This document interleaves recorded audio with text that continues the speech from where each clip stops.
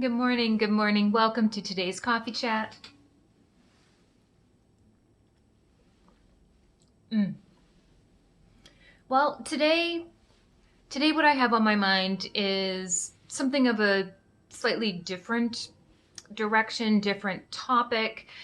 And so today I want to, before I get into sharing what I have on my mind today, I'm going to say that what I'm going to be talking about today is not appropriate for the little ones, it's not child friendly. And so I know that many of you listen to me, watch my videos while your kiddos are running around the room. And so I'm going to recommend that today you use this opportunity to press stop right now and then come on back because it's a really, really important conversation that want to have with you today, but it's not one for kids to be overhearing. So take a moment to pause and then come on back. Same with people, if you are in recovery from an eating disorder, what I'm going to be talking about today may be triggering. And so I'm going to give you that fair warning as well. So if that's for you, if that describes you, then this video might not be for you. Okay, giving people a chance to pause and decide maybe this is not the video for you to be watching. What I have on my mind today has been all over my mind for the last week, well, more than a week. And it's that earlier this month, this story broke in the Globe and Mail around the University of Guelph's running coach, Dave Scott Thomas. And as is described on the front page here, he was the most powerful man in track in the country. And okay. I'm very emotional, so I may take a few moments to collect my thoughts along this video, and I even have some notes within reach, which I usually don't do, but my mind is a little scattered with the emotions so high. But okay. So this news about this news rocked a lot of people. It shocked a lot of people, thinking, how could someone so successful, so powerful, have such a dark side? And it really didn't surprise me at all. I'd actually received an email from the University of Guelph a little bit beforehand notifying that this man had been fired because of some inappropriate behavior. And the reason why I got this email is because they obviously did some looking back in their archives and they saw that I was a part of the team. And so, yeah, it's got me all over my mind for the last little while.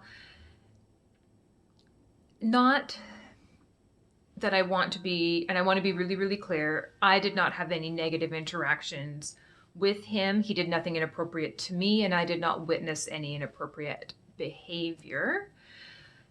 But there's still really important opportunity for me to share with you more about myself, my story, why I do the work that I do, and a really crucial lesson for yourself. Okay, so let's backtrack a little bit. So this story, the allegations for him is that he had had inappropriate behavior with athletes that he was coaching. He had driven them so hard, driving them harder, harder, harder, more, more, more, despite obvious injuries, despite eating disorders. He did not care about their wellness, about their health. He was driving them further. Also, sexual interactions. But today is not the story about him. Today I want to talk about, as I said, myself, my story, but also some important lessons for yourself. So I uh, had been a child athlete. That's how I eventually had a path to be on his team. I, as a child, was very into dance, very into gymnastics, and very into running. First, when I was a younger child, it was the dance and the gymnastics. And in fact, the national gymnastics team coach invited me to change from recreational gymnastics to the competitive team to start grooming towards becoming a national level athlete. In my little 10-year-old brain, the way I perceived it is I saw those girls practicing and I thought, I didn't think they looked like they were having fun, and I wanted to have fun. So I declined that opportunity. I did I auditioned for and got into a dance school that would lead towards a professional career. But then my family moved, and that decision was made for me by our family moving away. I started getting into running in middle school years. And in that age, I was easily winning citywide meets, run cross country meets for my age group. And then when my family moved and it was time for high school, I continued running for my high school. And I was noticed. I was noticed for my running ability. And in when I was in high school and deciding what my next step would be was a real crossroads in my life. The national coach for Canada, the national Olympic coach at that time, was also the coach for the UVic team. And he invited me to run for him at UVic and again be groomed towards becoming a national level athlete to aim towards the Olympics. By that time, I already knew that I wanted to do nutrition, and so and University of Victoria did not have a nutrition program. And at that time, the University of Guelph had the best nutrition program in my perception, and so that's why I applied to go to there. I had this crossroads: do I go to university for athletics, or do I go to university to get an education in the field I wanted to practice in? And so obviously I chose the nutrition, the path to go to University of Guelph. But when I got to the University of Guelph, I joined the varsity team, the running team, because running is what I did. I loved it. I wanted to have fun and have friends, do something that I just truly love to run. So I joined the team there for that reason. So gymnastics, dance, running. 3 sports that are known for their high rates of eating disorders. And that's what I would see. I would see my teammates, my classmates, and even the girls on the other teams. There's a connection there, even though we're officially competitors. They're like colleagues. There's still like a camaraderie, like an unspoken camaraderie there, because there's very few people doing what we do, right? And so we respect each other. We kind of hate each other. We're competitors against each other, but there's a camaraderie there. And time again, I would see these other girls around me change. They would be, vibrant and competitive and strong. And then suddenly, maybe I wouldn't see them for a couple of months, and then they would come back, and the summer would end, for example, or I would see them the season would end for competition, and then the next season would come back, and I would see them again, and these weren't the same girls. They were now like vacant. There was a dullness in their eyes. There was a lack of personality. There was a withdrawn and a seriousness that, I mean, we were serious before. We were serious competitive athletes, like in a competitive, like outgoing, serious way. And now there was like a withdrawn, negative seriousness. And in most cases, significantly smaller. And I mean, girls who are gymnasts, dancers, and runners, not exactly big to start with. And so seeing suddenly, going from average size amongst us to obviously a problem. And, I was a teenager, a child amongst them. I'm not a therapist, whatever, but, pretty obvious that it was eating disorders. And so I would see these people, my peers, just, falling by the wayside. And that's what interested me in nutrition in the first place. I wanted to know, like, what is this connection between nutrition and health and physical activity and our bodies and our minds and our thinking about things? What's going on there? That's what interested me to go to university to study this in the first place. To get back to my story at University of Guelph, I was on the varsity team, as I mentioned, and I did it for fun. And for a number of years, I had a lot of fun there. I really liked my fellow teammates. We worked out. We had a good time. But a lot of the other people I enjoyed, they were a little bit older than me, and so they graduated. And who was left was this one just group of girls who were kind of your classic mean girls to me. They all lived together, and they were obviously very, very unhealthy. And just ugly mean girl stuff. And they were the ones who worked behind the scenes to have our past coach kicked out, and Dave Scott Thomas came in. And I just thought the whole thing was ugly. I didn't like it. I didn't like it. And so I didn't stay. I'd already made that decision of, do I want to take running seriously to go to the Olympics or go to academics? I'd already made that decision. I took the academic route. So I wasn't going to stick around now that there was no more fun, and now that this ugly side was happening. And so I honestly, it's been so long now that I don't remember if I stayed like one practice, 1 week, 1 month, but I stayed a very, very short time. And so that's why I didn't experience anything myself negative from him, nor did I witness anything inappropriate from others. I just thought the way he came in was ugly, and I wanted nothing to do with it. So I got the heck out of there.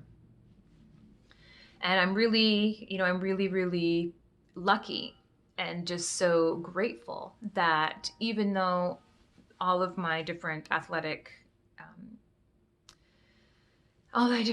experiences left me unscathed in many ways. I have a healthy relationship with food. I have a healthy relationship with my body, which are rare. These things are rarities. But I have been such a wreck since this story came out, because for a number of reasons. And it's taken me a while to figure out what these reasons are. But one is, I just remember so clearly being young and vulnerable, and how much power that coach had, both with my running life and my relationship with my body and food and exercise, but also because of their connection to the school, with my education, and with than my career potential and my potential to make money, like for my whole life. So they really had power about the direction, power over the direction that my whole life could take. And so I really understand that power dynamic, and how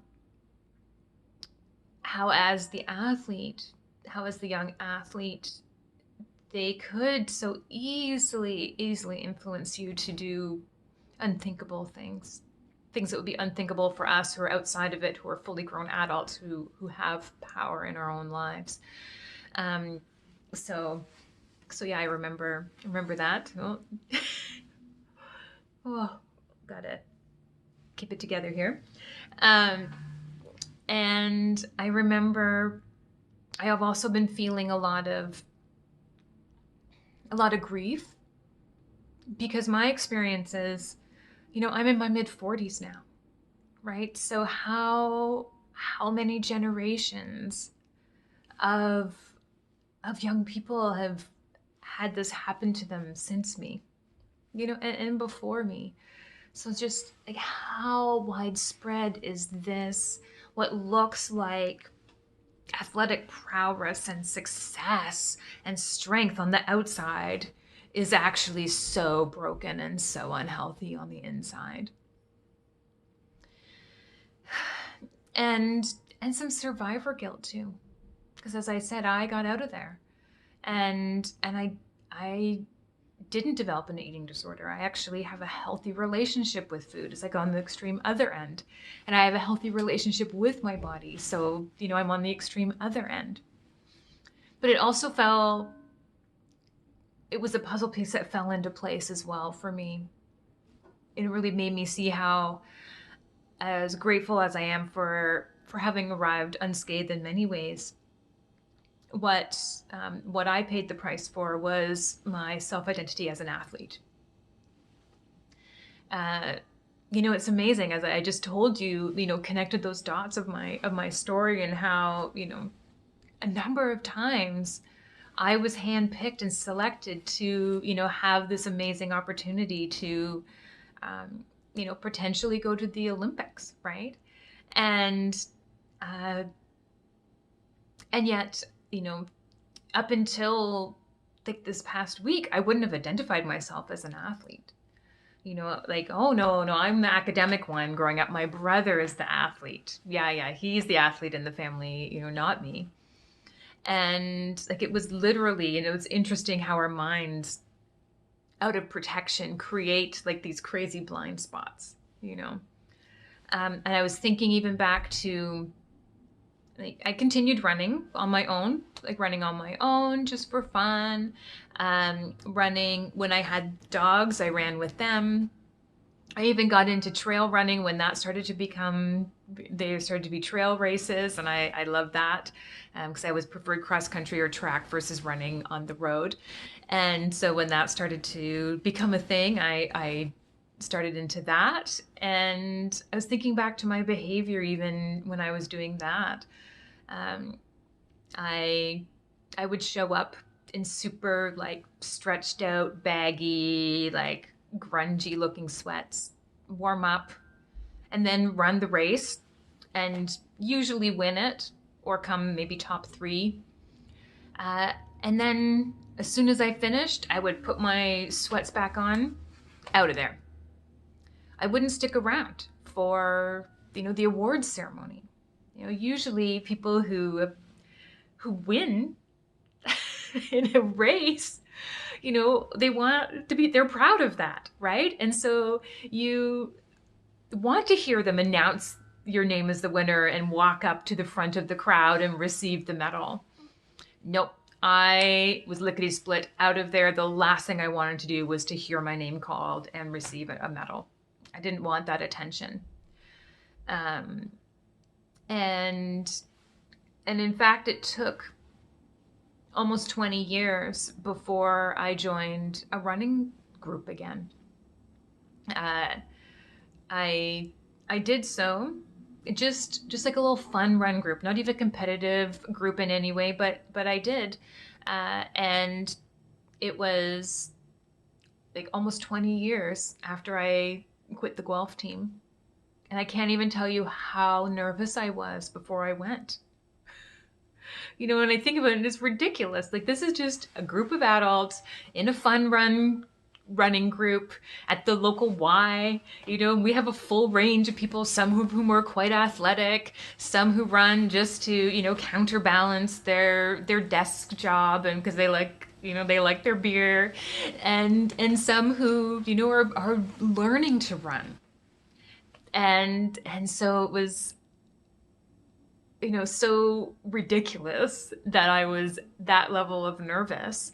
But, there was a part of me who expected to be bullied, who expected to be in that really unhealthy environment again. That's what running with the team meant at like an unconscious, physical level. That's what I'd learned throughout my life. And so it was, it's so refreshing. And that's why I, value those people in that group so much. And want to express my gratitude for them, because you don't even know how healing you've been for me. And okay, I need a little sip. Collect myself for a moment.